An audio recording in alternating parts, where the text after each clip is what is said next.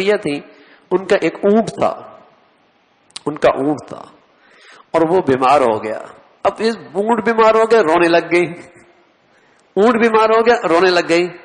لیکن حضور علیہ الصلوۃ والسلام نے اس پر بھی دلجوئی کی، اس پر بھی دلجوئی کی، ہاں، اور حوصلہ افزائی کی اور ساتھ دیا کہ تکلیف کی بات ہے.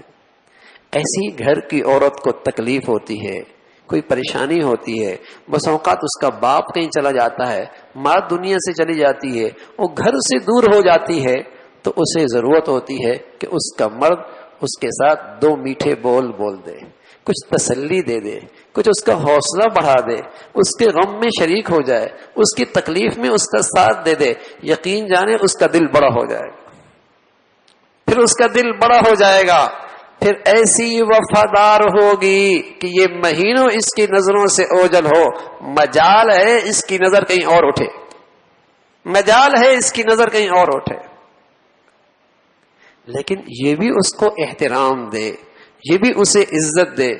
حضور علیہ الصلوۃ والسلام اپنی اہلیہ کے معاملے، اپنی ازواج کے متعلق معاملے میں بہت آسانی کا معاملہ کرنے والے.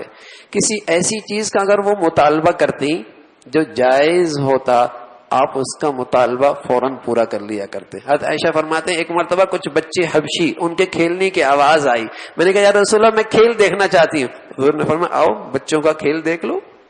میں چھوٹی تھی، میرے گھر میں کچھ لڑکیاں آتی تھیں، سہیلیاں میری، کھیلنے کے لیے. حضور علیہ الصلوۃ والسلام منع نہیں فرماتے، حوصلہ افزائی فرماتے.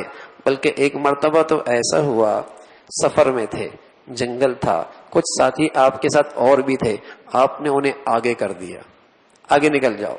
جب وہ سب آگے نکل گئے تو حضرت عائشہ فرمانے لگی، اللہ کے نبی نے مجھ سے کہا عائشہ آؤ دوڑ لگاتے، دوڑ لگاتے. فرمایا میں جوان تھی اور جسم بھی زیادہ بھاری نہیں تھا، میں اللہ کے نبی سے آگے نکل گئی، میں تو بھول ہی گئی.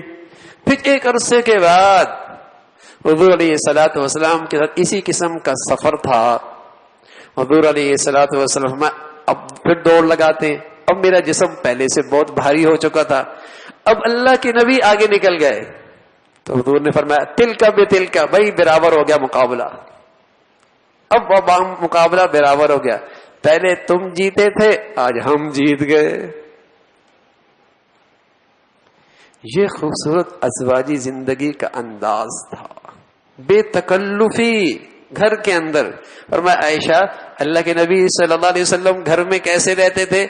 فرمایا اپنے کپڑے بھی خود دیکھ لیا کرتے تھے، جوتے بھی خود گانٹ لیا کرتے تھے، گھر کے کام کاج بھی ساتھ، گھر میں گھر والوں کی طرح ہی رہا کرتے تھے. یہ نہیں کہ وہ بیچاری تھکی ماندی ہے، آرڈر ہی آرڈر، آرڈر ہی آرڈر، آرڈر ہی آرڈر. گھر کے کام کاج میں ساتھ نظر آتے تھے حضور علیہ الصلوۃ والسلام.